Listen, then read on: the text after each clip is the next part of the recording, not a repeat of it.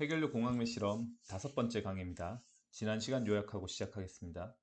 지난 시간에 그 원자로 코어 안에 들어가는 다양한 재료들에 대해서 그 이유에 대해서 좀 얘기를 했었습니다. 굉장히 여러 재료들이 포함되어야만 한다고 했죠. 그거는 이제 인류가 이 뉴클리어 파워 플랜트의 코어를 디자인하는 방식에 디펜던트 한 겁니다.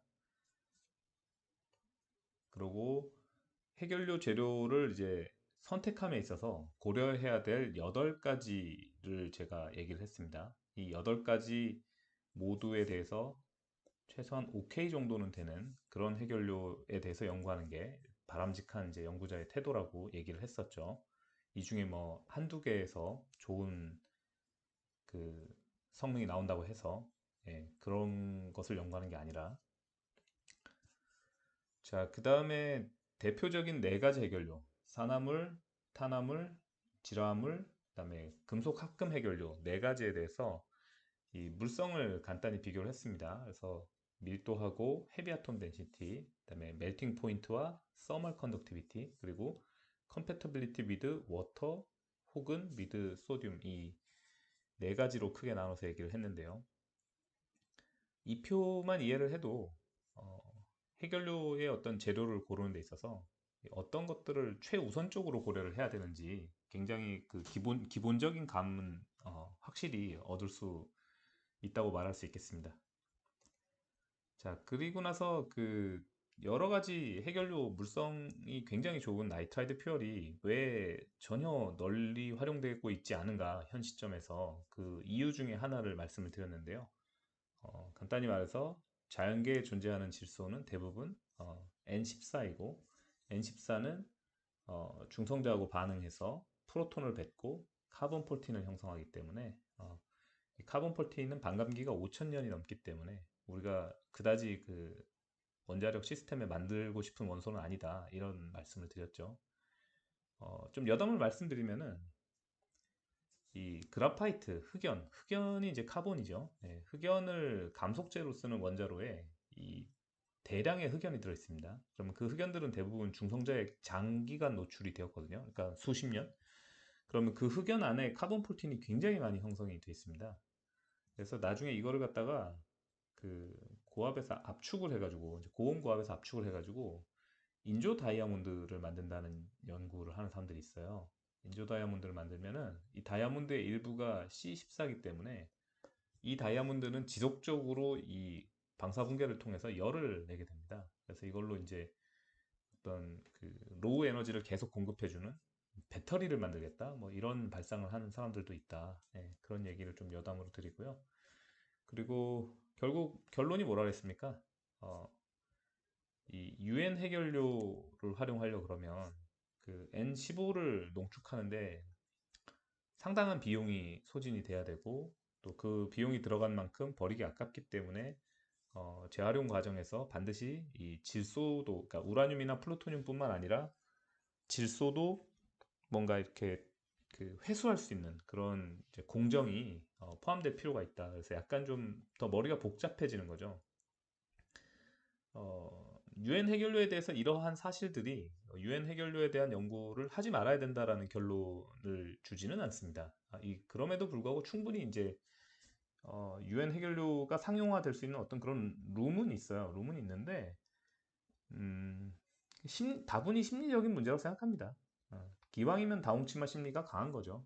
굳이 이래야 되나? 이런 문제가 없는, 예컨대 유오토 해결료를 써도 어쨌든 원자로는 잘 돌아가고 에너지 잘 나오는데 굳이 우리가 이걸 해야 될까? 이런 이제 어떤 그런 심리, 그런 심리가 있는 거죠. 그만큼 그 원자력계에, 전 세계 원자력계에 보수성을 잘 보여주는 예시 중에 하나입니다. 유엔 해결료가 아직까지 사용이 되지 않는다는 그런 것들은 어, 이런 부분에 대해서는 나중에 또 얘기할 기회가 있겠죠.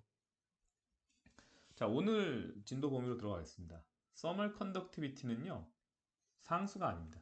자, 이제 지난 표로 돌아갈 때가 됐네요. 자, 첫째로 여기에 서멀 컨덕티비티를 표를 보면 여기에 이렇게 천도시라고 써 있습니다. 그러니까 기본적으로 서멀 컨덕티비티, 뭐 보통 K로 우리가 디노트 하죠. K라는 거는 온도의 함수입니다.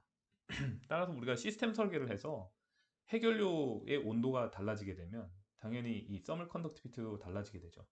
그리고 해결료라는 거는 보통 이렇게 실린더리컬 쉐입을 많이 가지고 있어서 뭐 가로는 1cm 정도로 작습니다만은 이런 펠렛 형태를 가정을 했을 때 항상 그 온도 구배가 이런 식으로 있게 됩니다. 중앙부가 온도가 높고 끝에 쪽에는 이제 냉각제 온도하고 그렇게 크게 다르지 않은 그런 온도가 되겠죠.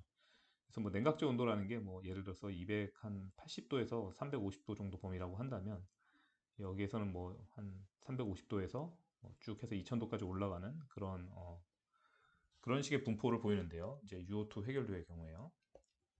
자, 그래서 이 thermal conductivity라는 거는 일단 온도의 함수이다. 일단 그걸 기억을 하셔야 되고요. 자, 그다음에 다른 영향을 주는 파라미터가 무엇이 있는지를 보죠. 자, it is varying with pure temperature. 자, pure temperature에 따라서 바뀌고요. 그게 이 왼편 그래프에 나와 있습니다. thermal conductivities of major nuclear fuels 이렇게 돼 있죠. 자, 우리가 고려했던 4개의 표현이 다 나와 있습니다. 여기 U라고 나와 있는 건 그냥 UGR이라고 생각하십시오. 물론 이제 지르코늄을 넣음으로써 thermal conductivity가 좀 바뀌는데 주로 좀 떨어지는데 자, 이제 크게 다르지는 않다고 생각하고요. 단위가 조금 다르게 표기되어 있는데 너무 신경 쓰지 마십시오. 본질적으로 같은 단위이기 때문에.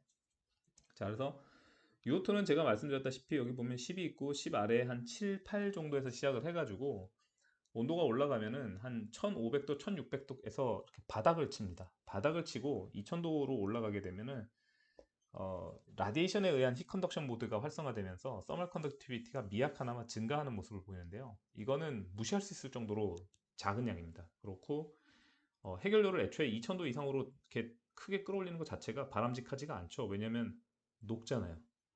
자, 그래서 여기서 보면은 퓨어 메탈릭 우라늄을 보면은 선이 어디서 끊겼습니까? 거의 직선으로 이렇게 올라가는데 K 값이 한 50 좀 넘어서 끊겨 있잖아요. 이게 왜냐면 1132도에서 녹으니까 이 이상은 액체 우라늄이죠. 네, UL 이렇게 되기 때문에 이 이상은 의미가 없는 거죠. 사실은 이 1132도에 근접한 온도에 있는 것들도 의미가 없습니다. 어느 정도 이 세이프티 마진을 남겨야 되기 때문에 해결료 온도를 녹는 점에 저렇게 가깝게 근접시키는 방식의 그 리액터 디자인이나 어떤 오퍼레이팅 이런 거는 하지 않죠, 우리가 그렇게. 예. 자, 그래서 온도에 의해서 변화합니다. 그래서 재밌는 건 뭐냐면 이 세라믹인데도 불구하고 나이트라이트 해결료는 온도가 올라갈수록 열전도도가 높아지는 특성을 보입니다.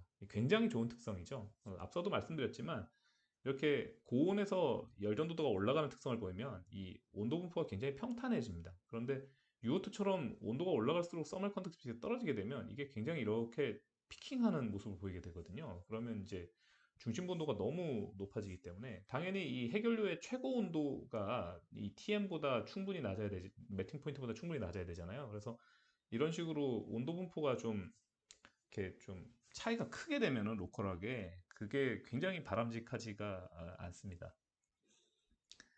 자, 그러고 카바이드 같은 경우 좀 이것도 어떻게 보면 좀 흥미로운 비헤이비어인데 20보다 조금 높은 상태에서 거의 직선을 그립니다. 이것도 굉장히 흥미롭죠. 네. 자, 그 다음에 두 번째가 있는데요. 아마 많은 학생분들이 별로 익숙하지 않은 개념일 거라고 생각해요. 예를 들어서 NE20 수업을 들었다고 하셔도 스토이키메트리가 뭔지 아마 단어를 한 번도 안 들어보신 분도 있을 거예요. 근데 스토이키메트리는 제가 쉽게 UO2 해결료를 예로 들어서 설명하겠습니다. 이 UO2 해결료에서 보면은 이 산소하고 메탈의 비율이 2.00인 것을 알 수가 있죠. 그게 이 그래프입니다.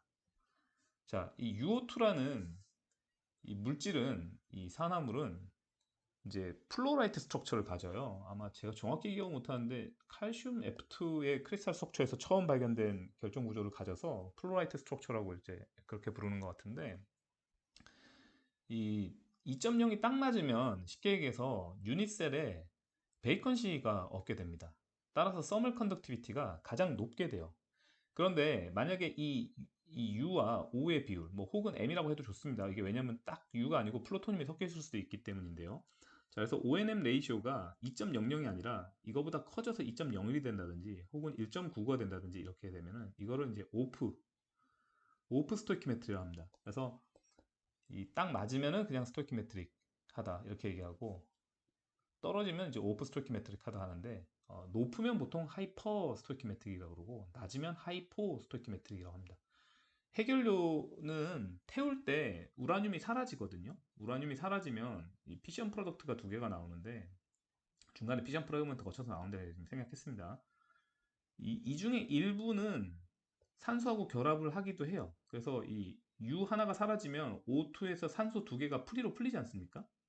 그러니까 해결료의 스토이키메트리가 계속 올라가는 결과를 가져오게 됩니다. 이거를 일정 부분 산소하고 결합해서 산화물을 형성하는 피션 프로덕트들이 줄여주기는 하지만 그래도 여전히 프리가 되는 산소들이 많아지기 때문에 얘들을 만약에 방치하게 되면은 이 산소들이 해결료 외곽으로 이렇게 가가지고 애초에 핵분열이 많이 일어나는 지역도 해결료 외곽 쪽에 가깝습니다. 거기를 이제 림이라고 부르는데 나중에 말씀드릴 건데 어, 그러니까 스파셜 실딩이 일어나죠. 서멀 뉴트론, 그러니까 패스트 뉴트론이 냉각제로 나갔다가 서멀라이즈 돼서 다시 들어올 때 이 해결료 제일 바깥쪽에서 들어오면서 이제 그 우라늄 235하고 반응하면서 계속 뉴트론 플럭스가 줄어들 거 아닙니까? 쭉 줄어들고 이렇게 될 거기 때문에 핵분열이 많이 일어나서 또 중성대 흡수가 많이 일어나서 플루토늄이 많이 형성되는 지점이 이렇게 해결료의 페리페리에서 그렇게 멀지 않은 지점에 형성을 하게 됩니다. 그거를 이제 림 스트럭처라고 부르는데요.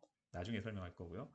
자, 그래서 그 거기서 많이 일어나게 되면 이제 이 님을 따라 가지고 O2가 좀 굉장히 엑세시브해지겠죠. 많아질 겁니다. 그럼 그 중에 일부는 이 클래딩 쪽으로 디퓨전을 할 거잖아요. 그죠? 자, 그러면 어떻게 됩니까? 해결료 외곽에서 산소가 넘쳐나게 되면은 거기에 이렇게 클래딩이 거의 맞닿아 있게 되거든요. 약간의 갭이 있지만 이 연소가 진행되면서 맞닿게 되면은 클래딩은 원래 이 지르코늄 베이스드 알로이니까 합금이잖아요. 근데 여기에 굉장히 산소, 여분의 산소가 많은 UO2 플러스 X하고 접하게 되면 지르칼로이가 산화가 되게 됩니다. 산화가 되게 되죠. 이게 뭐 결코 좋을 수 없는 문제인 거고. 자, 그리고 그것과 별개로 보시면은 그 스토이키메트리가 깨져서 2에서 멀어지면은 서멀 컨덕티비티가 굉장히 리마커블하게 내려가는 걸 알 수 있습니다. 5.5에서 3.5로 확 하고 떨어지죠. 그 다음에는 2.0으로까지 떨어지는데 1.93이면 자 이렇게 열전도도가 스토이키메트리에 굉장히 민감한 모습을 보입니다. 그래서 밑에 피겨 캡션 읽어보면 Variation of the thermal conductivity of the UPU-O2 mixed oxide with temperature and effect of the deviation from the stoichiometric composition 이렇게 되어 있는데 이 위쪽은 그리지를 않았어요. 그리진 않았지만 저는 뭐 확신합니다. 측정해 본 적도 있고 그래서 2.0보다 높으면 이게 서멀 컨덕티비티가 올라가는 게 아니라 오히려 내려갑니다. 그래서 이 그러니까 하이퍼 스토이키메트일 때도 하이포 스토이키메트일 때하고 이 서멀 컨덕티비티가 유사한 변화를 보여요. 어찌됐든 2.00에서 어긋나면 서멀 컨덕티비티는 떨어진다는 거예요. 근데 우리가 하이퍼를 더 싫어하는 이유, 2.01을 더 싫어하는 이유, 1.99보다. 왜? 어차피 우라늄이 사라지면서 여분의 산소가 남을 텐데 그 산소가 여러 가지 문제를 일으킬 수 있다. 특히 피부간의 이 인사이드를 산화시킬 수 있는 그런 잠재적인 위험이 있다 그랬을 때 이거를 이렇게 만들 이유가 전혀 없죠. 따라서 이거를 뭐 예를 들어서 1.96이나 이런 식으로 낮춘 다음에 해결료가 연소가 진행됨에 따라서 스토이키메트리가 천천히 올라가게 해결료를 제조하는 것이 한층 더 현명한 방식이 됩니다. 그래서 우리가 이거를 엔드 오브 코어 라이프에서 꺼내도 그때도 2.00을 넘지 않게 그렇게 하는 게 가장 현명한 디자인이 되겠죠. 이렇게 만들면 또 좋은 것 중에 하나가 뭐냐면은 해결료를 이제 우리가 신테딩으로 소결해서 만들잖아요. 왜냐하면 해결료의 멜팅 템퍼러처가 너무 높기 때문에. 그래서 이 멜팅 템퍼러처보다 훨씬 낮은 온도인 1500도, 뭐 1400에서 1600 정도의 온도에서 이걸 소결을 하는데 스토이키메트리가 2.00인 것보다 약간 안 맞는 경우에 오프 스토이키메트리가 있는 경우에 신테딩 속도가 현저하게 빨라지는 것은 대부분의 세라믹에서 공통되게 나타나는 현상입니다. 그래서 일종의 그 베이컨시 디퓨전이 좀 잘 나는 거죠. 그래서 그런 것 때문에 신테링 속도가 보통 빨라집니다. 그래서 여러 가지 베너핏이 있어요. 자, 그래서 결론적으로 서멀 컨덕티비티라는 거는 스토이키메트리에 굉장히 민감한 함수입니다. 그래서 이걸로 활용할 수 있는 기술이 뭐가 있냐면은 핵 비확산에도 활용할 수가 있어요. 만약에 누가 이제 우라늄을 빼돌리기 위해서 ONM 레이쇼를 이제 고의적으로 예를 들어서 2.05 이런 식으로 만약에 맞춘다고 한번 생각을 해보죠. 그러면 이 산소 무게가 있기 때문에 우라늄을 빼돌릴 수가 있게 되거든요. 근데 그러면 이제 이거를 측정을 해보면 이게 서멀 컨덕트가 이렇게 높게 나오지 않고 이렇게 낮게 나올 거기 때문에 그러니까 이렇게 얘기할 수 있는 거죠. 해결료 공정상 지정된 스토이키메트리가 있을 것이고 그 스토이키메트리에서의 열전도도가 있을 것인데 이제 지정된 스토이키메트리보다 산소를 더 많이 넣어가지고 이 열전도가 변화하게 될 경우에 그 부분을 이제 빼낼 수가 있는 거죠. 물론 이제 그 실제로 일어날 확률은 그렇게 높지 않습니다. 왜냐하면 그런 식으로 하면 해결료 성능이 아예 문제가 생겨버리기 때문에 그렇게 해가지고 우라늄을 빼돌리는 거는 뭐 쉽지는 않을 것 같은데요. 근데 불가능한 거는 아니라는 겁니다. 어쨌든. 자, 그래서 온도에 의해서 서멀 컨덕티비티 변하는 거, 스토이키메트리에 의해서 서멀 컨덕티비티 변하는 얘기를 했습니다. 당연히 이런 것들은 예를 들어서 UGR이면 GR의 함량에 의해서 또 성분이 그 서멀 컨덕티비티가 변할 거고 UN도 마찬가지로 UN 뭐 1-X를 만든다든지 1 플러스 X를 만든다든지 하면 또 서멀 컨덕티비티가 흔들리겠죠. UC도 마찬가지고요. 예. 자, 그래서 크게 영향을 주는 두 개를 얘기를 했습니다. 자, 그런데 이 세 번째 거를 얘기를 해야 되는데 세 번째 거는 이제 번업이거든요. 번업엔 제가 이제 물음표를 해놨어요. 왜냐하면 번업이라는 건 이제 연소도고 연소도는 당연히 이제 0에서 시작해가지고 이제 방출 연소도까지 갑니다. 그래서 뭐 대체로 뭐 3 내지 5% 연소도를 우리가 이제 달성을 하겠죠. 한국 내에 있는 원자력 발전소에서. 자, 그래서 이 번업이 올라가면서 열전도도가 주로 떨어집니다. 그거를 우리가 통칭해서 TCD라고 많이 약어로 얘기하는데 Thermal Conductivity Degradation의 약자입니다. 디그레데이션의 약자고 이게 요인이 약간 팩터가 좀 많아요. 팩터가 좀 많아요. 그래서 그걸 좀 차근차근 말씀드려 보겠습니다. 첫 번째로 첫 번째로 어, 해결료 밀도가 바뀝니다. 근데 이거는 오히려 서멀 컨덕티비티를 올리는 요소긴 해요. 처음에 해결료는 아주 작은 그 포로시티들이 포함이 돼 있고 해결료 연소를 시작하면 걔들이 사라지는 과정이 좀 있거든요. 그래서 밀도가 좀 증가하면서 서멀 컨덕티비티가 약간 올라가는 그런 상황이 약간 그 있습니다. 그런 기간이. 자, 그게 지나고 나면은 뭐가 시그니피컨트해지냐면은 피션 두 가지가 동시에 되겠죠. 피션 프로덕트가 증가를 합니다. 이 피션 프로덕트가 증가를 하게 되면은 당연히 뭐 열전도도에 그렇게 좋은 영향을 주진 않습니다. 근데 좀 따져는 봐야 돼요. 왜냐면 어떤 피션 프로덕트는 메탈릭 인클루전이라서 금속으로 존재를 하고요. 어떤 피션 프로덕트는 세라믹으로 존재합니다. 그러니까 뭐 옥사이드로 존재를 해요. 산소 환경에서 지금 존재니까 옥사이드로 이제 존재를 하거든요. 그래서 이런 것들이 이제 열전도도에 영향을 좀 줄 수 있고요. 그 다음에 이 피션 프로덕트가 생긴다는 건 우라늄이 사라진다는 거잖아요. 그러니까 이 스토이키오메트리를 우리가 처음에 만들어서 넣은 스토이키오메트리가 있을 건데 그게 이제 바뀝니다. 스토이키오메트리가 번업에 따라서 바뀌어요. 근데 얘가 그 로컬하게 바뀌어요. 그러니까 해결도 전체에서 스토이키오메트리가 어떤 하나의 단 하나의 상수처럼 움직일 리는 없겠죠. 예. 온도 구배도 심하고 하기 때문에 옥시전의 뭐 액티비티나 이런 거에 의해 가지고 이게 군데군데 이게 로컬하게 스토이키오메트리가 다를 수도 있다는 거죠. 그러니까 해결료 내부의 온도 분포를 정확하게 계산하기 위해서는 이런 복잡한 현상들도 다 시뮬레이션을 해줘야 되는데 실제로 현재 활용되고 있는 뭐 상업용 해결료 성능 코드들의 그것들이 그렇게 아주 완벽하게 뭐 이렇게 물리적인 모델로 반영이 돼 있지는 않습니다. 그냥 엠피리컬하게 그 기존의 결과를 재생산할 수 있게 돼 있지 원론적으로 계산하게 돼 있지는 않은데 원론적으로 계산을 해도 코드 결과값은 거의 변하지가 않을 거고요. 대신에 이 코드의 안정성 자체는 굉장히 떨어질 겁니다. 수정을 뭐 잘 안 한다든지 그렇게 될 수가 있고. 그래서 예전에 그 어떤 연구소에서 일하시는 부장님 한 분이 그런 얘기 하시더라고요.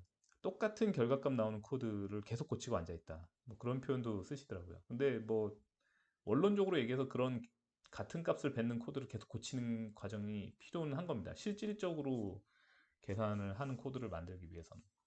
자, 여러분들한테 조금 너무 어려운 얘기를 드린 것 같고요. 자, 번업이 증가함에 따라서 해결료 밀도가 변화하는 부분, 피션 프로덕트가 증가하는 부분, 스토이키메트리가 또 주로 증가하겠죠. 스토이키메트리가 변화하는 부분, 이런 부분들이 또 열전도도를 많이 바꾸고요. 자, 이제 네 번째는 뭐냐면은 라디에이션 데미지가 바뀝니다.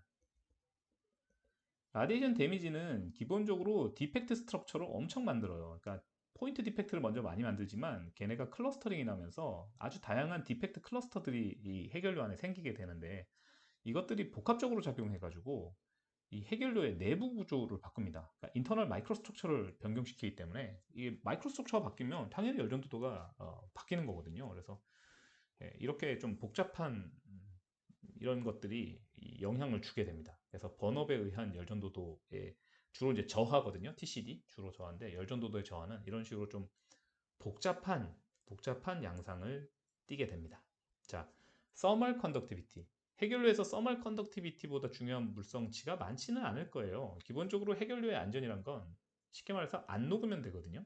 안 녹으려면 온도가 낮으면 되는 거고, 온도가 낮으려면 K값이 높으면 되는 겁니다. K값이 높으면 되는 거예요. 자, 그런데 이 K값이 이 상수가 아니라는 점, 온도, 스토이키메트리, 번업 등의 아주 복합적으로 복잡하게 영향을 받는 그런 물성치라는 점 꼭 기억해 주십시오. 자, 해결료의 열 전도도에 대해서 말씀드렸습니다.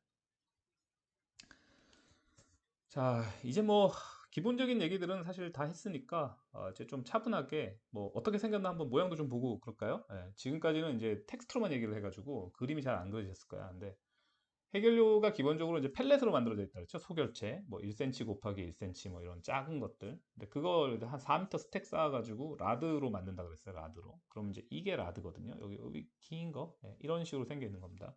자, 이 라드를 갖다 사용하기 쉽게 플레이트를 써가지고 이제 이런 플레이트들이죠. 보면은 이제 그리드라는 표현을 씁니다. 그리드, 미드 그리드, 뭐 인코넬 그리드. 예, 인코넬은 재료 이름이죠. 니켈 베이스드 얼로이 이름이고. 여기 보면 이건 사실 믹싱 베인드 미드 그리드라 그래가지고 여기 보면은 이 믹싱이라는 단어가 있잖아요. 냉각제를 잘 섞어주는 이 칼날들이 옆에 이렇게 잘 나와서 터뷸런스를 일으키는 그런 것들이 붙어 있는 판입니다. 그러니까 해결료에는 세 가지가 고려되어 있어요. 첫 번째 재료적 측면이 고려되어 있고요. 두 번째 뉴트로닉스적 측면이 고려되어 있습니다. 뉴트로닉스적. 이걸 뭐라고 해야 되죠? 중성자적 관점. 세 번째는 TH, 서머 하이드롤릭스적 관점이 배합이 되어 있는 거예요. 재료적으로 해결료는 중성자를 잘 흡수하고 핵분열을 잘 익히는 재료. 피복가는 중성자를 잘 흡수를 안 하고 뭐 기계물성을 충분히 제공하고 열전도도가 높은 재료 이런 거라면 그죠? 자 이제 뉴트로닉스적 고려는 재료적인 고려에 이렇게 많이 포함이 된 거죠. 네. 근데 뭐 다른 또 세퍼레이트 되는 이슈가 분명히 있습니다. 자 그다음에 이제 TH 서머 하이드롤릭스 관점은 이제 바로 이런 믹싱 베인드 미드 그리드 같은 거죠. 네. 사실 해결료를 잡아주는 목적만 하면 얘가 이렇게 이쁜 칼날들을 가지고 있을 필요는 없거든요. 근데 이 모양을 잘 바꿔가지고 열전달 효율을 조금만 올려도 이 원자로 전체의 서멀 에피션시가 뭐 크게는 아니지만 좋아질 수 있는데 이 항상 기억하셔야 되는 게 원자력 발전소가 제가 알고 있기로 1년에 생산하는 전기 가격이 대략 한 1조 원 가까이 되는 것으로 알고 있습니다. 이걸 대략 300일로 나누면 하루에 한 30억 원어치의 전기가 나오거든요. 그래서 열전달 효율을 예를 들어서 1%로 올리시면은 하루에 3천만 원씩 버시는 거죠. 예, 간단히 이게 정말 단순무식한 설명입니다. 그래서 이제 원자력 발전소라는 건 이게 덩치가 커요, 덩치가. 그래서 이 서멀 에피션시를 약간 올리고 내리고 이거가 굉장히 큰 돈일 수 있기 때문에 그런 부분들이 이제 해결료 그런 생각도 해보셔야 돼. 원자로를 처음에 설계를 해서 건설을 하고 나면 못 바꾸죠. 그 구조 그대로 가야 되지 않습니까? 근데 미약하게나마 설계를 약간 변경할 수 있는 게 뭡니까? 해결료 집합체입니다. 왜? 해결료 집합체는 5년에 한 번씩 다 바꾸니까. 자, 참고로 해결료를 이제 우리가 재장전이라는 걸 하는데요. 한 번 재장전 할 때 보통 코어의 3분의 1을 바꿉니다. 재장전 주기는 18개월이에요. 그래서 3번 바꾸고 나면 전체 코어가 다 바뀌게 되잖아요. 그러면 곱하기 3 하게 되면 54개월이 되지 않습니까? 그러면 4.5년. 자, 4.5년에 한 번씩 코어가 한 바퀴를 돌게 되는 거죠. 그러니까 만약에 누군가가 이거 믹싱비는 이걸 좀 더 좋은 걸로 바꾸면 열전달 효율이 좀 더 좋아질 것 같다 그러면 충분히 규제 기관의 승인을 얻어서 트라이 해볼 수 있는 뭐 그런 이슈라는 거죠. 자 이제 원자로를 설계하고 건설하고 난 다음에 운전하는 그 기간 60년이라는 긴 기간 동안 바꿀 수 있는 것과 바꿀 수 없는 것에 대한 노션을 제가 드렸습니다. 자, 해결 집합체는 변경 가능한 거죠. 네. 그래서 그런 연구들이 많이 나옵니다. 뭐 UO2 해결료로 시작한 원자로에다가 뭐 UN이나 U3SI2 어떻게 넣어볼 수 없을까요? 뭐 이런 얘기들도 나오고 아니면 이제 UO2 그대로 들어가는데 뭐 이런 구조 같은 것들을 약간 이제 개량을 해가지고 더 좋은 해결료를 만들어서 넣는다든지 이런 것들은 사실 생각보다 흔하게 일어나는 일입니다. 자, 그래서 원래 소개하려고 했던 이제 해결료의 모양으로 좀 돌아가죠. 지금 펠렛은 여기서 확인하기 힘드실 건데 여기 잘 보시면 여기 조그만한 게 여기 실린더가 이렇게 쌓여 있는 거 스택돼 있는 거가 이렇게 표현되어 있는 걸 알 수 있고요. 이 위쪽에 보면 이거는 뭐냐면 정말 생긴 거 그대로입니다. 이거 스프링이에요, 스프링. 스프링. 이거 왜 스프링으로 놓냐면은 이 연소가 진행되면서 이 안에 있는 펠렛들이 모양도 약간 바뀔 거고 길이도 약간 바뀔 거고 다이아메타 직경도 약간 바뀔 겁니다. 그죠? 그러면 그런 미약한 어떤 변동 중에서 특히 이 엑시얼 쪽, 그러니까 축방향 쪽에서의 이 높이 변동 같은 것들이 있을 때 해결료의 위치를 상대적으로 잘 고정하면서도 이게 너무 딱딱하게 고정돼 있어 갖고 문제가 생기지 않도록 약간의 이 유동할 수 있는 여지를 주는 거죠. 해결료가 예를 들어서 뭐 조금씩 X축으로 커진다 그러면 약간 위로 밀려 올라가도 문제가 없도록. 그게 이 스프링입니다. 이 스프링인데 그건 아셔야 돼요. 이 해결료 스택 중에서 보통 이 스프링에 가까운 쪽에 몇 개의 펠렛, 특히 그리고 이 밑에 이 엔드 플러그거든요. 이 바닥 쪽에 가까운 플러그 이쪽은 UO2가 아닙니다, 보통. 왜냐면 이제 UO2 재료를 이런 스프링 이제 금속일 거 아니에요. 뭐 철이나 뭐 니켈이나 이런 것들일 텐데 타이타늄인가? 헷갈리네. 자, 그래서 아무튼 요거를 딱 붙여 놓으면은 핵분열이 일어나면서 이제 극심한 조사 손상이 일어날 수 있기 때문에 보통 요 끝부분 쪽에는 해결료를 안 넣고 그냥 이렇게 더미 펠렛을 넣어놔요. 뭐 알루미늄 옥사이드라든지 그런 걸 해서 이 끝쪽에서는 핵 반응이 안 일어나게 합니다. 그리고 이 가운데서만 일어나게 하는 거예요. 그럼으로써 이 끝에 봉단마개들이나 엔드 플러그들이나 이런 스프링 같은 것들을 이제 보호할 수가 있는 거거든요. 예, 굳이 우리가 거기까지 욕심 낼 필요 없다는 거죠. 그래서 이 전체 라드 길이는 사실은 4m를 초과하는 경우가 많고요. 이 가운데에 이제 정말 해결료가 있는 높이를 따로 부르는데 이걸 액티브 코어 하이트라고 하는데 보통 3.81m 정도가 됩니다. 여기 뭐 플러스 알파 당연히 있죠. 플러스 마이너스 알파. 예. 자, 그래서 그런 부분들도 지금 익혀두시면 좋을 것 같고요. 그 다음에 이제 이 해결료를 우리가 쓰기 편하게 하기 위해서 이 펠렛을 넣어서 라드를 만든 다음에 라드를 체결해서 어셈블리를 만든다 그랬잖아요. 그러니까 어셈블리가 지금 여기 이렇게 그려져 있는 건데 이거를 들어서 옮겨야 될 거 아닙니까? 일단 공장에서 만들었으면 차에다 실어가지고 원자력 발전소로 옮겨야 될 거고 원자력 발전소에 있으면 이제 얘를 처음에는 프레시 퓨얼 풀에다가 보관할 거 아니에요? 여기다 보관을 할 테니까 거기다 넣어야 될 거고 그 다음에 어디 리액터 코어에다 넣어야 되겠죠? 그 다음에 어디 스펜트 퓨얼 풀로 옮겨야 되겠죠? 스펜트 퓨얼 풀 이거 같이 쓰는 경우 많습니다. 네. 그래서 이런 이동 작업 같은 거를 하면서 이 해결료 집합체의 어떤 금속들이 훼손된다든가 이러면은 굉장히 큰 일이잖아요. 근데 그런 일이 없어야 되기 때문에 예를 들어서 뭐 쉽게 말해서 손잡이 이런 것들도 되게 효율적으로 잘 만들 필요가 있는 거죠. 그래서 보면 리컨스티튜터블 탑 나즐 뭐 이렇게 돼 있는데 네. 이 뒤에 아마 위에 탑나즐을 이 탈부착 가능하게 개량을 하신 것 같아요. 저도 이제 캡코 NF 쪽에서 이런 혁신들을 진행하고 계시는데 지금 이게 플러스 7 해결료거든요. 이게 우리나라 해결료입니다. 예, 근데 어, 제가 이제 강의에 활용하려고 그 자료를 몇 차례 요청을 드렸는데 회신이 없어요. 2015년, 16년에 걸쳐서 몇 번 여쭤보다가 여기저기 부서에 전화 걸고 하다가 포기했습니다. 도저히 그 비밀주의가 너무 강해서 회사에 계신 분들이 외부로 자료 유출을 극도로 꺼리세요. 그래서 교수님 그럼 뭐 이게 오픈 리터러처에는 없나요? 없습니다. 네, 오픈 리터러처에 캐포 NF가 릴리즈한 보고서들을 보시면 그림 칸이 이렇게 빈 칸으로 텅텅 비어 있어요. 없어 그냥. 이게 프로프리에타리 인포메이션이라고 그러거든요. 이거 우리 일종의 지적 재산권인 거지. 우리 재산이라서 공개 안 한다 이겁니다. 당연한 얘기죠. 예, 이거 다 개발비 얼마 들었겠어요, 그죠? 자, 그래서 아무튼 이제 공개된 것만 갖고 여러분들한테 말씀을 드리고 있습니다. 자, 탑나절 얘기했고요. 그 다음에 인코넬 그리드 뭐 이거 잡아주는 거죠. 이거 잘 보시면은 가운데 큰 구멍이 있고 이 네 개의 비교적 작은 구멍이 이렇게 대칭으로 존재를 해요. 그래서 이것들이 뭐냐면은 앞서서 한번 말씀드렸는데 주로 이제 스페리. 자, 가이드 튜브예요. 가이드 튜브 뭘 가이드 하겠습니까? 컨트롤 라드. 컨트롤 라드고 그 다음에 이제 그 가운데 있는 게 아마 저걸 거예요. 그 디텍터 넣는 곳. 네. 이건 뭐 확실치는 않습니다. 이런 것들은 이제 그 여러분들한테 이제 일독을 권해드리는 게 FSAR이라고 있어요. 원자로 이 노형마다 Final Safety Analysis Report라는 이제 큰 두꺼운 책이 있거든요. 이제 원자로 자기가 궁금한 노형마다 이걸 붙잡고 쭉 읽어보시면 나름 세세하게 최대한 그게 우리가 이제 얻을 수 있는 공개적으로 얻을 수 있는 가장 세세한 정보들이거든요. 그것들을 다 보셔야 될 겁니다.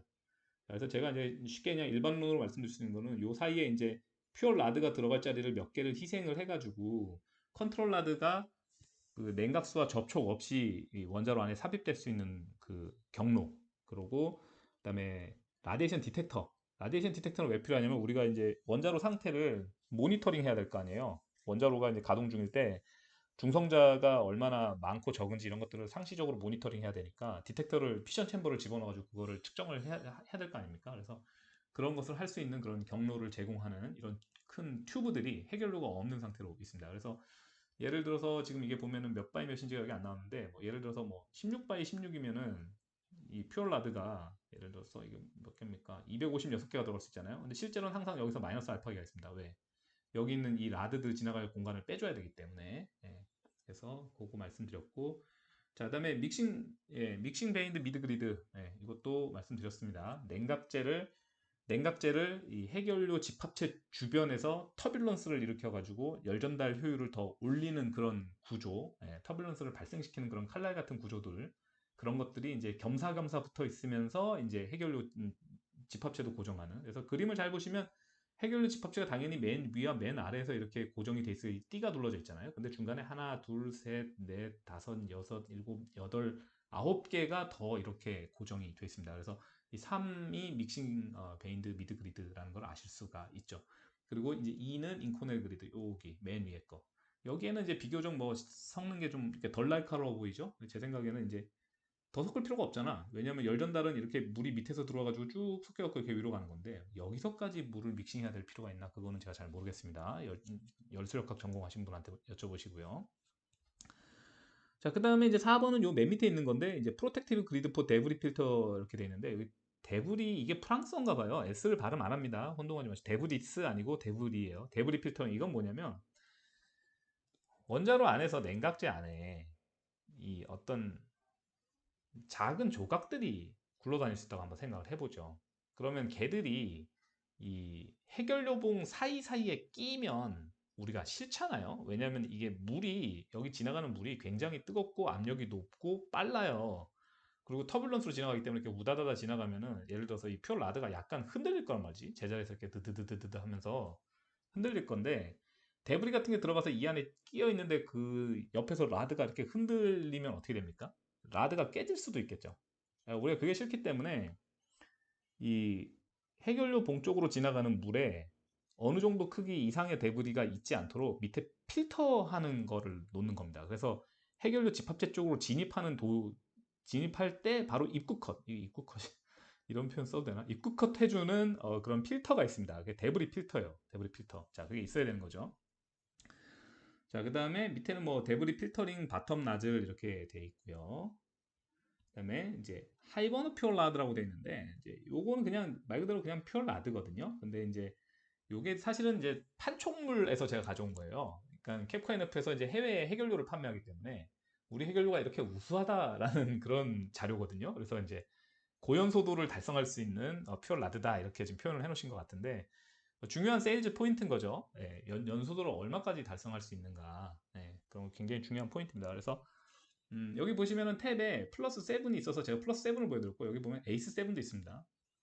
캡콤 NF에서 이제 시대에 따라 가지고 다양한 해결료들을 개발을 해왔죠. 계속적으로 개선을 해가면서. 자, 그래서 한번 읽어볼까요? 그분들이 어떤 것들을 좀 주장하시는지. 자, 플러스 7 developed by Capcom NF 2002 2002년에 캡콤 NF에서 이제 한국전력 해결료 주식회사일 겁니다. 아마 한국어 명칭이 2002년에 개발이 됐고 이제 어드밴스드 뉴클리어 퓨어 어셈블라이 포 코리안 스탠다드 뉴클리어 리액터 이렇게 됐습니다. KSNP. 자, 이제 여러분들 KSNP 이제는 들어보신 분들이 많이 없을 거예요. KSNP. 근데 이게 지금 이름이 뭘로 바뀌었냐면은 OPR1000으로 바뀌었습니다. OPR1000으로 바뀐 이유가 뭐냐면 쉽게 얘기해서 이제 코리아가 들어가 있으면 해외에서 이걸 안 사요. 여러분들 한번 생각해 보세요. 여러분들이 뭐 어디 저기 체코 사람들이고 UAE 사람들이야. 근데 내가 우리나라에 원자로를 지었어. 근데 그 원자로가 명칭이 KSNP야. 코리아 스탠다드 뉴클리어 리액터야. 기분이 좋겠어요? 안 좋지. 자기들 국민들한테 뭐라고 말할 거야. 그래서 일종의 그 국적 중립적인 이름 OPR 이런 걸로 변경이 됐다. 저도 그냥 그렇게 얘기만 들었습니다. 그래서 OPR 1000인데 어떤 의미에서는 이제 약간 흘러간 노형이 되지 않았나라는 생각도 좀 있어요. 이미 20년도 지났고 앞으로 지어질 일이 있을까라는 생각이 좀 드는 그런 노형입니다. 자, 그래서 예전에 우리가 썼던 해결료가 뭡니까? 한국이 가디언이라는 해결료였어요. 가디언 was supplied by Westinghouse Electric Company 줄여서 WEC인데 그냥 대부분 다 웨스팅하우스라고 부릅니다. 웨스팅하우스라고 하도 회사가 여러 번 망하고 팔리고 막 뭐 분할 합병돼가지고 지금도 이름이 정확히 이건지 모르겠습니다. 근데 웨스팅하우스라고 그냥 보통 얘기해요. 그래서 가디언 해결료 우리가 사서 썼었는데 이제 그걸 우리가 플러스 7으로 대체를 했다 이겁니다. 그러니까 2002년보다 조금 전쯤에 한국의 해결료가 국산화가 됐나 이렇게 좀 생각을 해볼 수가 있겠죠. 예. 그다음에 seven improved performance factors 이렇게 됐습니다. 첫 번째로 주장하는 게 뉴트론 이코노미입니다. 뉴트론 이코노미, optimized rad diameter. 아, 이게 퓨어 라드의 직경을 조정함으로써 이 중성자 경제를 좀 더 좋게 할 수 있나 보구나. 이런 생각들 하셔야 되는 거고. 그다음에 seismic resistance. 이게 이제 지진 저항성이죠. 하이 스트렝스 그리드 디자인. 이제 그리드가 좀 탄탄해서 지진에도 좀 잘 버틴다. 이제 이렇게 주장을 하시고, 캡코 NF에 가면은 이제 사이즈믹 어널리시스 하시는 분들이 이제 아예 팀이 있는 걸로 제가 알고 있습니다. 그래서 지진 해석도 하시고, 제가 이제 해당 부서 이제 담당 부장님 초청해서 세미나도 좀 하고 했었는데요. 예.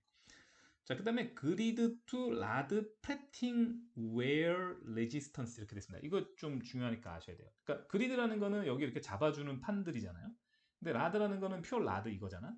근데 이제 라드가 이렇게 횡방향 진동을 할 수 있다 그랬죠. 이게 제가 과장해서 그린 거예요. 라드가 이렇게 횡방향으로 진동하지 않아요. 이렇게 아주 미세하게 여기서 떨리겠지. 예, 근데 만약에 이제 이 그리드하고 라드하고 부딪혀가지고 프레팅 웨어가 나면은, 프레팅 웨어라는 게 그 뜻이거든요. 이게 웨어는 마모라는 뜻이고, 예, 진동에 의해서 이제 충돌을 해가지고 마모가 나는 그런 부분에 대해서 저항성이 굉장히 좋은 설계를 우리가 했다라는 거지. 뭐 재료 선택이나 이 라드나 이 그리드의 디멘전 설정을 잘 해서 프레팅 웨어가 최대한 나지 않도록 우리가 설계를 했다라는 겁니다. 그래서 미드 그리드 스프링을 좀, 뭐 어디에 스프링 썼는지 제가 찾긴 좀 어렵지만요. 스프링, 그 다음에 여러분들 좀 착각하시면 안 되는 게, 이 스프링이라는 게 꼭 이렇게 생기지만은 않았습니다. 스프링이라는 게, 예. 그 스프링이라는 거는 어떤 그 뭐라 해야 되나, 일라스틱 데포메이션을 활용할 수만 있으면 다 스프링이기 때문에, 예, 재료 공학이나 고체역학 시간에 배우셨기를. 자, 미드그리드 스프링하고 그다음에 딤플 디자인. 딤플은 뭐냐면, 딤플은 이게 보조개라는 뜻이거든요. 움푹 파인 구조를 말하는 겁니다. 움푹 파인 구조. 그래서 이제 뭐 어디 필요한 데는 좀 잘 파놓고, 예? 여기 보면은 이제 요거가 그 5층 복도 끝에 보면은 이 집합체 그 모형이 서 있어요. 모형 서 있는 걸 잘 가서 보세요. 보면은 라드나 뭐 가이드 튜브나 이런 것들이 오밀조밀한 이런 딤플들이 많이 있습니다. 그런 것들이 나름 이제 시뮬레이션 열심히 하셔가지고 설계를 최적화하신 그런 노력의 결정체겠죠. 예. 자, 아무튼 그래서 이 냉각수가 라드를 흔들어서 진동시켜도 이렇게 부딪혀서 깨지거나 하는 일이 없도록 우리가 잘 만들었다, 이런 얘기입니다. 그다음에 pure productivity라고 해서 좀 잘 이해가 안 되는 단어를 쓰셨어요. 인테그랄 탑나즐 이렇게 하셨는데, 제 생각에는 아마 탑나즐이니까 이걸 말씀하시는 것 같아요. 그래서 이 구조를 우리가 좀 예쁘게 바꿔가지고 해결료를 이제 운송하거나 뭐 설치하거나 혹은 이제 재장전하거나 할 때 문제가 좀 줄어들게 했다라는 얘기겠죠. 이 생각보다 탑나즐이 좀 중요한 게요. 이거 좀 극단적인 경우를 말씀을 드리면은, 한번 그런 거 상상을 해보세요. 해결료를 이제 그 원자로 이제 코어 여기 뚜껑이 있는데, 이 뚜껑을 이제 볼트 풀어갖고 열어갖고 연 다음에 이제 재장전 하려고 이렇게 크레인으로 갖다 이렇게 매달아가지고 이렇게 내릴 거 아니에요. 그래서 이 노즐이 뭔가 성능이 좋지가 않으면은 막 이렇게 제 위치에 안 들어간다든지 막 이럴 수도 있는 거니까, 작업 효율이나 이런 것들이 차이가 날 수 있겠죠. 그래서 이 노즐도 생각보다는 중요성이 있는 혁신 대상인 것 같더라고요. 자, 그래서 인테그랄 탑나즈를 채용했다. 그다음에 데브리 필터링 에피션시. 그러니까 데브리 필터가 없는 해결료는 상상하기 이제 어렵고요. 근데 이제 그거를 우리가 좀 더 좋게 만들었다는 뜻인 거죠. 프로텍티브 그리드, 스몰 홀, 슬라드 오브 바텀 노즐. 자, 이런 디테일에 대해서는 이제 전체 보고서를 다 읽으셔야 되기 때문에 지금 이제 수업에서는 좀 적절치가 않은 것 같고요. 자, 그래서 데브리 필터도 개량을 했습니다라는 말씀이시고, 그 다음에 이제 하이 번업 케이퍼빌리티라는 표현을 쓰시고, 옆에다 뭐라고 적었냐면 55 기가와트 데이 퍼 메트릭 톤 오브 우라늄 이렇게 적으셨어요. 그래서 가디언은 이제 45 기가와트 데이 퍼 메트릭 톤 오브 유레늄 이렇게까지밖에 안 되는데, 우리가 10 기가와트 D를 이제 올렸으니까, 자, 어떻게 됩니까? 그러면 이렇게 되나요? 몇 프로 올린 겁니까? 뭐 대략 한 22% 정도 이제 증가를 시킨 거죠. 최대 연소도를. 자, 이제 여기서 제가 말씀드리고 싶은 게 있는 게, 여기에 제가 이제 GWD MTU라고 써놨어요. 이건 제가 쓴 게 아니에요. 전 이거를 복붙한 겁니다. 카피 앤 페이스트 한 거거든요. 제 의견에 따르면 기가와트 데이에서 D는 소문자로 써야 됩니다. GWD, 그리고 MTU는 다 대문자로 써야 되고요. 그래서 요거를 틀리는 분들이 많아요. 어느 정도로 많냐면, 그냥 이게 이제는 통용되는 지경인 느낌으로 많습니다. 그래서 제가 권장하는 거는 스몰 d가 저는 맞다고 생각을 하는데, 뭐 사람마다 생각이 다를 수도 있는 거니까, 예. 국립국어연구원처럼 영어도 그죠? 영국 국립연구원 뭐 이런 게 있어가지고 정해주면은 좋겠죠. 근데 뭐 모르겠어. 그래서 저는 요거가 이제 스몰 D여야 되지 않나라고 생각합니다. 별로 중요한 건 아니에요. 중요한 건. 자, 그래서 제가 간단히 환산하는 법을 알려드리면은 쉽게 해서 50기가와트 데이를 이제 예로 들을게요. MTU 이게 있으면은 자, 일단 혼동하지 말라고 말씀드린 건데 이거를 하나씩 깎아가지고 쓰는 경우가 있습니다. 예를 들어서 얘를 50 메가와트 D per 킬로그램 U 이렇게 쓰는 경우가 있어요. 자, 소문자로 써야겠죠. 자, 이거 두 개 같은 단위입니다. 자, 생각해 보세요. 톤당 이걸 태운 거나 킬로그램당 이걸 태운 거나 지금 완전히 같은 연소도 단위거든요. 혼동하지 마십시오. 이거 혼동하시는 분들 가끔 있어서 그래요. 자, 일단 이걸 아시고요. 그 다음에 이렇게 50 뭐 기가와트 데이 퍼 MTU든 50 뭐 메가와트 데이 퍼 킬로그램 U든 50이면 그냥 나누기 10 하시면 제일 쉬워요. 그 다음에 뒤에 퍼센트를 써주세요. 그럼 5% 번업이구나 이렇게 생각하시면 오차가 플러스 마이너스 10%밖에 안 됩니다. 그러니까 이 5%라고 우리가 5%로 말하면 실제로는 4.5에서 5.5% 범위 안에 대략 연소도가 있게 된다는 거예요. 물론 이제 정확한 이제 환산을 하려면 계산을 하셔야 되겠지만은 대략 이렇게 보통 이렇게 생각하시면 된다라는 거예요. 그래서 이게 웨스팅하우스사의 가디언 표를 쓸 때는 4.5% 번업이었는데 이거를 캡코인 앱에서 5.5% 번업까지 가능한 해결료를 만드셨구나 이렇게 생각을 하면 되겠습니다. 자, 그다음에 마지막 클레임을 볼까요? Enhanced Thermal Margin by 10% 이렇게 됐습니다. Thermal Margin이라 저는 이제 TH가이가 아니라서 뭐라고 말씀드리기 어려운데 이렇게 생각하시면 될 것 같아요. 이게 해결료 집합체가 온도가 올라가면 안 되는 리밋이 있을 거 아니에요? 예, 많은 이제 규제들이 있을 거 아닙니까? 안전 규제들. 그럼 이게 뭐 예를 들어서 쉽게 얘기해서 이제 TM이라고 한번 생각을 해보죠. 2850도인데 뭐 실제로는 이제 뭐 2720도고 뭐 하여튼 요 어디쯤에 온도가 있는데 거기까지 가는데 무슨 이제 써멀 마진을 계산할 수 있겠죠. 예, 근데 그것이 우리가 이제 좀 써멀 마진을 넓혀서 뭐 10% 이상 더 써멀 마진을 줬다 이렇게 설명하신 걸 수도 있고 지금 제가 스페큘레이션을 하니까 추측을 하는 이유가 뭐냐면 이 이상 정보가 없기 때문에 그래요. 그냥 이렇게 써놓으셨어요. 써멀 마진이 10% 이상 좋아졌다. 기준이 뭔지 좀 알기가 어렵죠. 그게 아니면 무슨 DNBR 가지고 하셨을 수도 있고, 그게 아니면 뭐 트랜지언트 상태에서 또 뭐 어떤 스토어드 에너지라든지 뭐 이런 거 가지고 하셨을 수도 있고, 평가 기준이 여러 가지가 있을 수 있겠죠. 그래서 그것이 정확히 뭔지는 모르겠지만, 어쨌든, 써멀 마진을 좀 증가를 시켰다. 예. 그러니까 원자로에 문제가 생기기까지 열적으로 써멀 관점에서 조금 더 여유가 있는 해결료 설계를 했다. 이제 이런 얘기가 되겠습니다.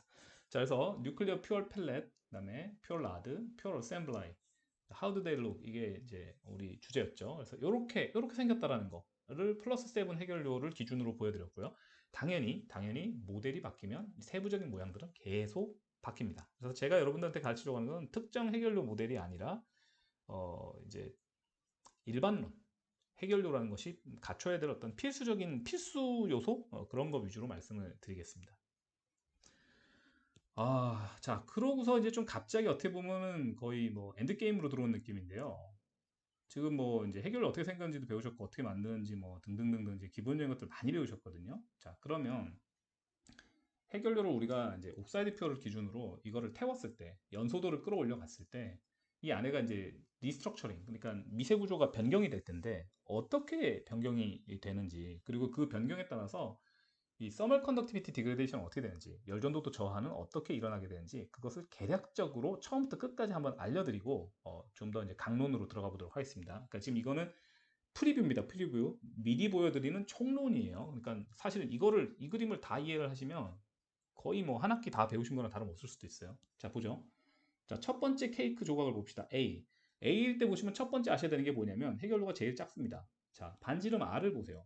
해결료가 제일 작죠. 보면은 B에서는 더 커지거든요. 이렇게 B, C, D, E까지는 이게 크게 같죠. 그러다가 F에서 해결료가 좀 더 커지죠. 그러니까 이거 해결료가 이제 클레딩을 바깥으로 밀어내가지고 커지는 걸 이제 형성한 거거든요. 그래서 A는 보면은 프레시퓨얼이고 제일 작습니다. 일단 그거를 아셔야 돼요. 자, 프레시퓨얼이요. 이제 해결료 장전만 했습니다. 자, 그다음에 원바 at ambient temperature in the pure cladding gap. 자, 그러면 여기 보면 여기 갭이 보이시죠?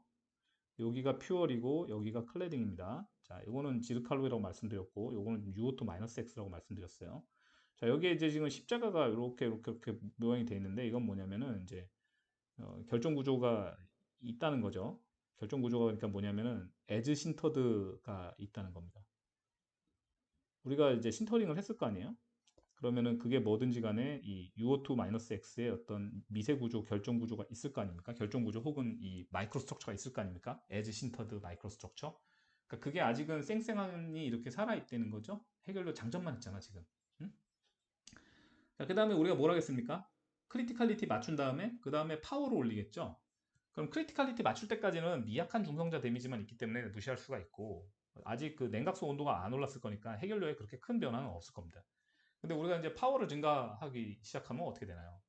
냉각수 온도가 올라가고 피복간 온도가 올라가고 그러면 이 갭을 통해서 사실 반대로 말해야 되네. 해결류에서 이제 핵분열열이 발생하니까 이것들이 바깥으로 흘러나가면서 전체적으로 다 이렇게 온도가 올라가게 되죠. 예. 자, 그래서 온도가 올라가게 된다. 자, 파워를 증가시키면은 디퍼런셜 서멀 익스펜전이 나게 된다.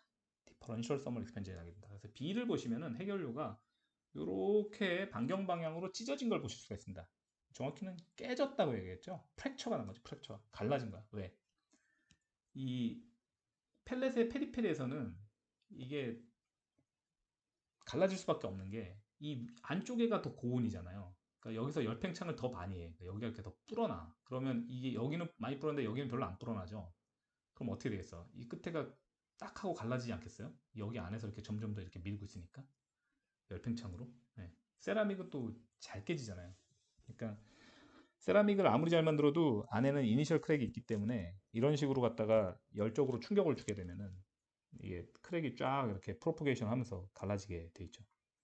그래서 디퍼런셜 서멀 익스펜전을 해서 이 안쪽일수록 템퍼 이걸 TCL 그러니까 센터라인이라고 그러거든요. 센터라인 온도가 더 높잖아요. 그러니까 이 안쪽에서는 열팽창을 더 많이 하고 바깥쪽에서는 덜 하니까 바깥쪽에 이렇게 갈라져서 케이크 조각처럼 이렇게 분할될 수밖에 없다.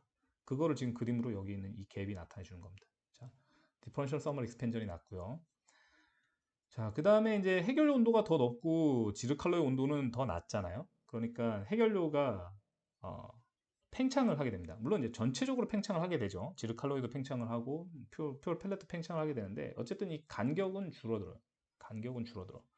근데 이거를 이제 여러분들이 확신하려면은 이 서멀 익스펜전 코에피션트가 이 지르칼로이가 높은지 뭐 이 UO2가 높은지 이제 이런 것들을 비교를 해보시고 하셔야겠죠. 그래서 제가 예전에 비교해 본 바로는 그렇게 큰 차이가 없어서 온도가 높은 해결료 쪽이 팽창을 더 한다고 봐도 충분히 개연성이 있었어요. 그래서 갭 디크리즈가 나서 이 펠렛하고 클레딩이 점점 가까워지게 됩니다. 그래서 여기 그림 보면 좀 알아보기 미세한데 여기 갭보다 이쪽 갭을 조금 더 작게 그려놨죠.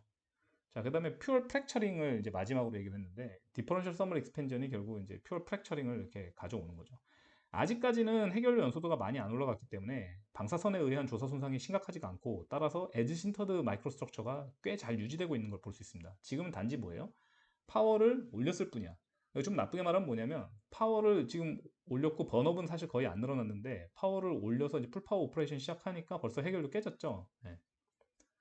자, 그래서 유오토 펠렛은 기본적으로 시작하면 깨지는 걸 이게 가정을 하고 설계를 하고 제조를 하고 가공을 해야 되겠구나. 이제 이런 것들을 우리가 알 수가 있습니다. 자, 그 다음에 이제 비기닝 오브 퓨얼 리스트럭처링. 자, 이제 그 연소가 진행됨에 따라 가지고 이 고온과 고온 구배와 방사선에 의해서 이 해결료의 내부 구조가 이제 변경이 될 거 아닙니까? 이제 그거를 좀 우리가 볼 건데 혼동하시면 안 되는 게 고온은 쉽게 말해서 TCL이 높고 전체적으로 해결료 온도가 올라갔다는 뜻이고 고온 구배는 온도가 센터에서 TCL은 엄청 높은데 이 T 그러니까 쉽게 말해서 그 페리페리에서는 T 오라고 할까요? T 아웃 뭐 이쪽에서는 아우터 서페이스에서는 온도가 현저히 낮아요. 이거는 막 2000도고 이거는 뭐 400도고 이런 식이기 때문에 거의 1500도가 0.5cm 지나가거든요. 여러분 1500도가 0.5cm 지나가면은 이게 9배가 3000도 퍼 센티미터 이렇게 됩니다. 이런 식의 고온 구배는 지구상에 아마 여기뿐일 거예요, 제 생각에. 어떤 그 공업 시스템에서는 그것밖에 없을 거기 때문에 이 구배가 정말 말도 안 되게 크거든요. 그래서 혼동하지 마십시오. 고온 구배 이거 두 개 다른 겁니다. 예, 여러분들이 만약에 뭐 굉장히 열전도도가 좋은 재료를 쓰시면은 고온 구배는 거의 없어질 수도 있는 거예요. 그렇지만 고온은 여전하겠죠. 못해도 해결 온도가 한 800도는 될 테니까. 자, 그래서 고온 구배, 그 다음에 이제 라디에이션 데미지 이런 것들에서 어떻게 되는지 봅시다. 첫 번째로 그레인 그로스가 나옵니다. 그레인 그로스는요, 방사선 조사 손상하고 별 관계 없어요. 물론 해결료 안에서는 방사선 조사 손상이 존재하기 때문에 그레인 그로스의 속도를 조금 더 빠르게 할 수는 있어요. 그런 걸 뭐 잘 찾아보면 그런 걸 측정한 논문이 있을 수도 있는데 가능한지는 모르겠지만 세퍼레이트 오브 베리어블 하는 게 세퍼레이션 오브 베리어블 하는 게 자, 그레인 그로스는 기본적으로 세라믹이 한 1500도, 1600도 정도 물론 이제 세라믹의 녹문점에 따라서 이 온도는 좀 다르겠죠. 이 정도 온도 고온이 되면은요. 그냥 일어나요, 그냥. 그러니까 그레인 크기가 커집니다. 자, 폴리크리스탈라인 머티리얼에서 이제 그레인 사이즈라는 게 있는 거잖아요. 근데 이게 우리가 에즈 신터드 됐을 때 그레인 사이즈가 점점 자라요. 얘가 자라려면 어떻게 돼야 돼요? 작은 그레인은 사라져야 됩니다. 자, 작은 그레인이 쉽게 말해서 이 커베처가 크기 때문에 이 볼륨 대비 서페이스가 더 많기 때문에 얘네가 다 이렇게 분해돼 가지고 큰 그레인으로 사실상 흡수되는 거. 그래서 큰 그레인이 더 커지는 현상. 그것을 그레인 그로스라고 합니다. 자, 그레인 그로스 현상이 왜 중요하냐면은 그레인이 커지게 되면은 피션 프로덕트의 특히 이제 게시어스 피션 프로덕트의 릴리즈가 느려집니다. 자, 이것이 절대 번업이 증가하면 GFP 릴리즈가 감소한다는 뜻은 아니에요. 반대예요. 오히려 늘어납니다. 근데 제가 그냥 이거는 요 그레인 그로스에 한정해서 말씀드리는 거예요. 그레인 자체가 커지면은 그레인에서 이 바깥으로 나가는 이 GFP가 발생하는데 바깥으로 나가는 거리가 길어지니까 이 디퓨전을 더 오래 해야 되잖아요. 그래서 조금 이 GFP 릴리즈를 이제 느리게 하는 효과가 있는데 실제로는 연소도가 올라가면은 그 게시어스 피션 프로덕트의 릴리즈 레이트는 계속 늘어납니다. 예, 고온되고 그다음에 그 디펙트 스트럭처가 많이 생겨갖고 그 가스가 이렇게 바깥으로 나갈 수 있는 그 패스웨이가 되게 많아져가지고 잘 나갑니다. 자, 아무튼 그레인 그로스, 그레인 사이즈가 점점 커지게 된다. 왜? 고온 때문에. 자, 그 다음에 appearance of columnar grain due to pore migration이라는 게 있는데 이거는 이제 한참 설명해야 되는 거라서 여기서 대략적으로 설명을 해드리면은 이 온도가 바깥쪽으로 이렇게 구배가 생겨요. 여기는 높고 예를 들어서 템퍼러처가 뭐 이런 식으로 될 거 아니에요. 그래서 이 TCL이 엄청 높은데 온도가 이런 식으로 떨어질 거 아닙니까? 그러면은 여기에 이런 캐비티가 하나 있다고 생각해 보세요. 그럼 캐비티가 있으면 이쪽 벽에서 온도가 더 높거든요. 이쪽 벽에서 온도가 더 낮고 그러면 여기 있는 벽에서 얘가 이쪽으로 이베퍼레이션 하는 레이트와 여기 있는 벽에서 얘가 이쪽으로 이베퍼레이션 레이트가 차이가 나서 고온부에서 저온부로 이 베이퍼라이제이션 됐다가 컨덴세이션이 반대편 월에서 나는 이런 메커니즘에 의해서 이 포가 센터를 향해서 진격을 하게 됩니다. 여기가 점점 증발해서 이쪽으로 가면서 그래서 포들이 센터로 이렇게 달려가거든요. 달려간다고 해야 되나? 뭐 아무튼 나아갑니다. 이렇게 포가. 포가 이렇게 나아가게 되면은 어떻게 됩니까? 이게 참고로 고온에서만 고온 영역에서만 일어나요. 그래서 지금 보면은 이게 이렇게 칼럼나 그레인의 영역이 이렇게 제한적으로 그려져 있죠. 요 온도 범위 안에서. 그 반대편에는 이 응축되는 이 유오투들이 이 결정 구조를 잘 이루면서 이렇게 달라붙기 때문에 그게 이 칼럼나 그레인으로 남게 되는 겁니다. 이런 식으로 그레인이 생겨요. 자, 포어 마이그레이션 때문에. 자, 참고로 이 포어 마이그레이션의 메커니즘에 대해서는 아직도 파셜 디스퓨트가 남아 있습니다. 아까 제가 말씀드린 게 절대적인 메커니즘이 아닐 수 있다라는 거예요. 근데 그걸 이제 보통 렌티큘러 포라고 해서 렌티큘러 포 마이그레이션에 대해서 가장 기본적으로 정립돼 있던 컨벤셔널한 인터프레테이션입니다. 그래서 그걸 말씀드렸고 나중에 좀 더 디테일에 대해서 얘기하겠습니다. 기회가 되면. 자, 그래서 appearance of columnar grain due to pore migration이 일어나게 되고요. 그 다음에 뭐냐면 formation of central hole이 일어나게 됩니다. 자, 이게 포가 센터로 몰려갔잖아요. 그럼 포들이 센터에 다 모이면 어떻게 됩니까? 구멍이 되겠죠. 근데 사실은 얘네가 이렇게 액시얼하게 긴 라드잖아요. 그죠? 그러면은 이렇게 안쪽에 그 홀들이 이렇게 이어질 거 아니야. 이렇게 그 포가 모인 게. 그럼 이게 뭐 같아 보여? 이 센트럴 홀. 이거를 침리 스트럭처라고 많이 그럽니다. 침리. 굴뚝. 굴뚝 마치 굴뚝 같잖아요. 그래서 여기가 막 피션 가스가 이쪽으로 모여가지고 이렇게 막 뿜어내는 굴뚝 이런 식으로 이제 센트럴 침리 이렇게 부르는데 한 가지 주의하셔야 될 점은 이 정도로 격렬한 그 침리 포메이션은 거의 목수표를 써야 가능한 것으로 제가 알고 있습니다. 그러니까 우리나라 원전에서는 이렇게까지 형성이 잘 되지 않는 걸로 알고 있어요. 그러니까 뭐 해결 온도도 좀 낮고 연소도도 좀 낮고 그 다음에 이제 플루토늄이 없으면 기본적으로 시스템의 디퓨지비티가 너무 낮아요. 이 플루토늄이라는 거는 녹는점이 640도밖에 안 되는 물건이라 얘가 시스템에 있으면 뭐 어찌됐든 간에 디퓨전 속도가 빨라져가지고 시스템의 어떤 종류의 변성이든 대체로 다 빨라지는 특성을 보입니다. 많이들 그래요. 심지어 세라믹 해결에서도 그렇고 메탈릭 퓨얼에서도 똑같습니다. 플루토늄이라는 게 그렇게 환영할 만한 재료 물성을 가지고 있지는 않아요. 네. 자, 그래서 포메이션 오브 센트럴 홀이 가능하다. 다만 이것은 아마도 목수 퓨얼 혹은 또 이제 FBR, 패스트 브리더 리액터 이런 데서 목수표열이 FBR에도 쓰입니다. 그래서 이런 데서 좀 주로 가능하고 LWR에서는 사실 좀 관찰이 어렵다. 연소도도 낮고 방출 연소도도 낮고 그렇기 때문에 그래서 그거 말씀드렸고 자 그다음에 크래킹 힐링 인 센트럴 존 이렇게 되는데 뭐냐면 이게 원래 센터 쪽에 온도가 높으니까 이제 크랙이 잘 날 거라고 그랬잖아요. 이렇게 밀어서 근데 그 크랙이 이제 힐링 치유가 되는 거지 왜 포 마이그레이션 같은 거 나면서 여기가 이제 전체적으로 뜨겁고 이 베이퍼라이제이션 컨덴세이션 그런 게 나다 보니까 있던 크랙이 사라질 수도 있잖아요. 그러니까 부분적으로 그 크랙이 사라질 수 있다. 센트럴 부분은 다시 이렇게 녹아서 엉겨붙듯이 그렇게 엉겨붙을 수도 있다. 뭐 그런 얘기입니다. 쉽게 얘기해서. 자, 그다음에 뭐 하이 서멀 레벨 뭐 당연한 얘기고 그다음에 비기닝 오브 갭 클로징. 자, 이제 비기닝 오브 갭 클로징 나왔는데요. 이게 무슨 얘기냐면 이 갭이 계속 또 가까워진다는 거야. 왜냐면 이 안에서 뭐가 일어나냐면은 퓨얼 스웰링이 일어납니다. 스웰링이 이 게시어스 피션 프로덕트 스웰링도 있을 수 있고 솔리드 피션 프로덕트 스웰링이 있을 수도 있지만 이제 주로 이거에 대한 거일 텐데 아무튼 해결료가 전체적으로 부피가 커지고 포러스해지면서 이 갭이 점점 닫혀갖고 이 해결료의 바깥쪽 부분이 클레딩의 이 인사이드 쪽하고 이렇게 점점 가까워서 이제 점점 컨택이 일어날 시기가 다가오는 겁니다. 그게 이제 비기닝 오브 갭 클로징으로 표현이 된 겁니다.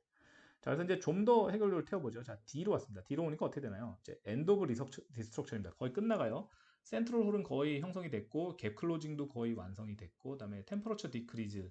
자, 이제 템퍼러처 디크리즈 이제 갭이 클로징 되면 쉽게 얘기해가지고 갭에 이제 그 서멀 컨덕턴스가 있잖아요. 그러니까 갭에서 열 전달이 좀 잘 안 되는 그게 있는데 갭이 거의 다였으니까 해결료가 피복 간에 뭐 직접적으로 영향을 줄 수 있게 돼서 피복 간의 디그레데이션이 빨라지는 부분, 열화가 빨라지는 부분은 나쁜 거겠지만 일단 달라붙었으니까 열 전달은 더 잘 될 거 아닙니까?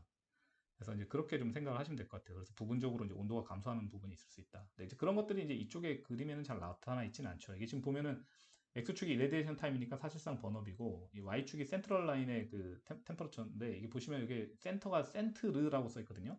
센터라고 읽긴 하는데 그러니까 이것만 봐도 아 이거는 프랑스 자료구나 이게 바로 아실 수 있어야 되는 겁니다. 그리고 여기 보면 이제 FR핀이라고 되어 있는 것만 봐도 아 목수퓨얼 FR핀 이러면 이제 주로 프랑스니까요. 네. 자 그래서 여기서 보면은 어쨌든 이 TCL이 계속 올라가죠. 그래서 이 템퍼러처 디크리즈하고는 조금 안 맞는 부분이 있습니다. 예. 여기 보시면은 처음에는 이 센터라인 템퍼러처가 내려가요. 내려가고 이거는 처음에 그 해결료가 그 인리액터 신테링이 나서 그래요. 인리액터 신테링이 나서 해결료를 만드는 과정에서 한 96% 정도의 이 이론 밀도의 96% 정도를 달성하는데 해결료가 처음에 켜면은 이제 점점 이게 덴스해지는 겁니다. 덴스. 그래서 여기 보시면은 처음에 이 센터라인 템퍼러처가 낮다가 켜자마자 최고로 올라가는데 CD 거치면서 이렇게 조금씩 내려가요. 내려가다가 D까지 와가지고 이제 D에서 이제 보면 여기 템퍼러처 디크지 오기잖아요. 그 다음에 이제 EF에서 이렇게 쭉 올라갑니다. TCD가 심해지는 거지 하이 번업에서. 네, 하이 번업에서. 자, 그렇게 이해하시면 되고 이게 좀 아쉬운 점이 있어요. 이게 그 유오토 해결료의 변성을 설명하려다 보니까 전체를 포괄하기 위해서는 이 프랑스의 그 목수표에 대해서 얘기를 할 수밖에 없는데 실제로 이제 한국 해결료는 뭐 이거 이 전 과정을 다 거치지 않는 경우가 상당히 많겠죠. 네, 많을 겁니다. 그렇고 그래서 D를 지나면 이제 E로 가면 어떻게 됩니까? 이제 갭은 완전히 닫혔죠. 완전히 여기 이제 해결료하고 피부관이 달라붙어 버렸습니다. 그러면 이제 퓨얼 클래딩 인터랙션이 나기 시작을 하겠죠. 그래서 케미컬 인터랙션이든 미케니컬 인터랙션이든 이제 갭 클로즈 됐다는 것 자체가 미케니컬 인터랙션이 난다는 거고 미케니컬 인터랙션이 시작했다는 거는 사실은 케미컬 인터랙션도 이제 시그니피컨트 해질 가능성이 굉장히 높은 거죠. 자, 그다음에 fission gas release causing a rise in internal pressure and pure temperature 이렇게 얘기를 합니다. 이건 무슨 얘기냐면은 해결료 안에 이제 갇혀있던 피션가스가 이제 바깥으로 계속 나올 건데 그것들이 이제 좀 극심하게 나오면은 원래 이 갭에는 뭐가 차 있냐면은 헬륨이 차 있어요. 근데 이 헬륨은 기체 중에서 서멀 컨덕티비티가 압도적으로 높은 재료예요. 근데 여기에 이제 피션가스라는 건 뭐냐면 크립톤하고 진온이거든요. 얘들이 나오게 되면은 얘들은 열전도도가 엄청 낮아요. 그래서 갭 컨덕턴스가 이렇게 전부 다 이렇게 균일하게 다닌 건 아닐 테니까 어, 이게 늘어나면은 해결료 온도가 이렇게 좀 올라가게 된다라는 거죠. 그래서 인터널 프레셔 증가도 쉽게 이해할 수가 있죠. 피션 가스의 릴리즈가 이제 증가하기 시작하면은 이 복내압이라고 그러거든요. 그 라드 인터널 프레셔. 처음에 헬륨을 장전해서 만들어놨던 라드 인터널 프레셔가 이런 진원 크립톤이 등장을 하면은 당연히 프레셔가 올라가죠.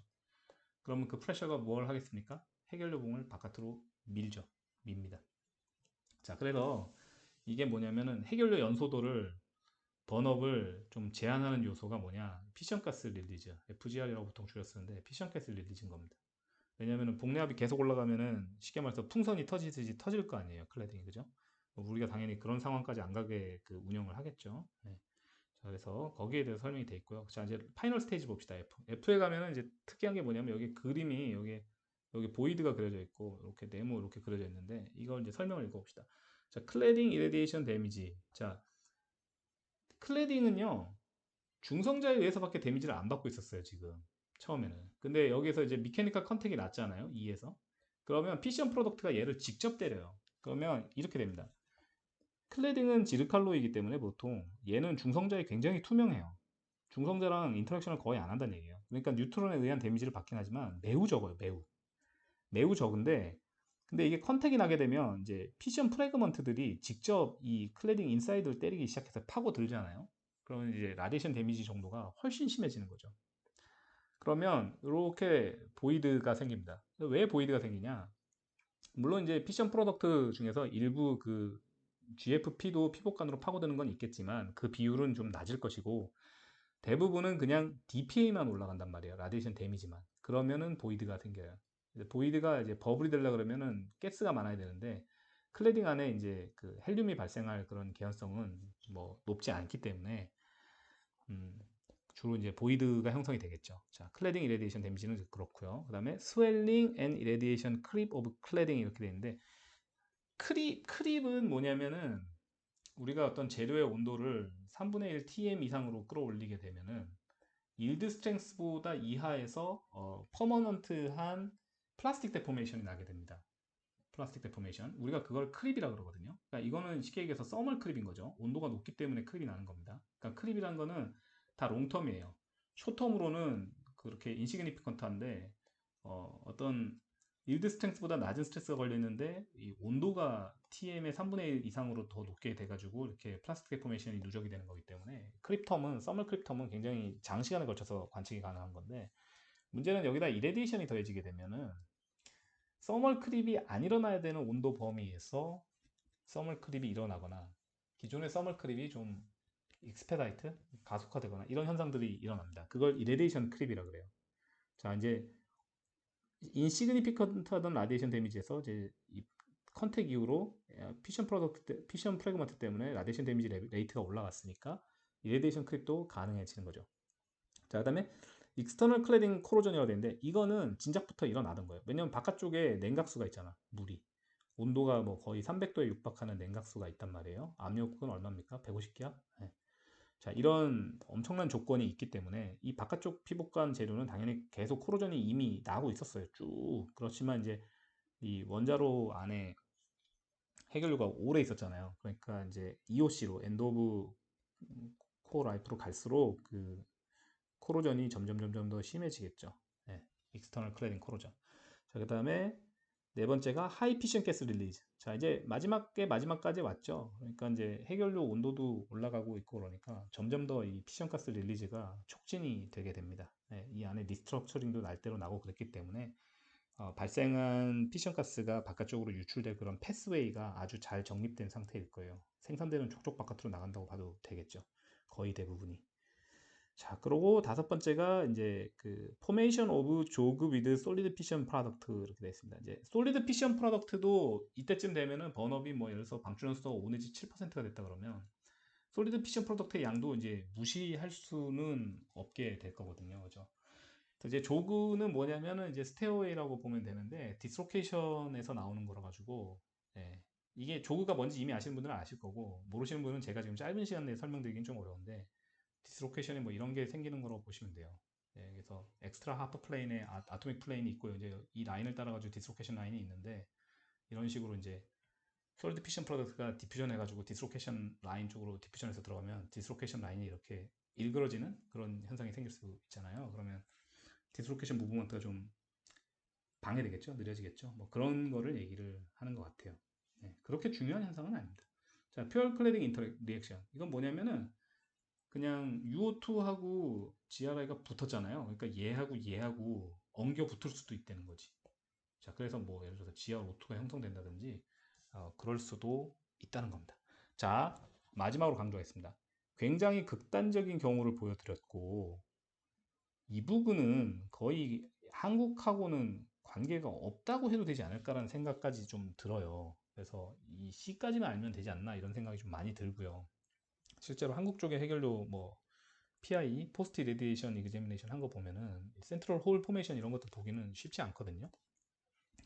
그러면 이제 재밌는 게 있습니다. 보시면은 이 센트라인 템퍼러처 온도가 떨어지는 부분만 나오잖아요. 그러면 여러분들이 TCD라는 게 좀 감이 안 오실 수가 있을 거예요. 아니 센트라인 온도가 내려가는데 서멀 컨덕티비티 디그레데이션은 문제가 안 돼야 맞는 거 아니야? 이렇게 생각할 수가 있는데 실제로는 상당히 이슈가 되는 걸 보면 이제 센트라인 템퍼러처가 미약하게 떨어지는 것이 다는 아니다라는 거를 알 수가 있겠죠. 네.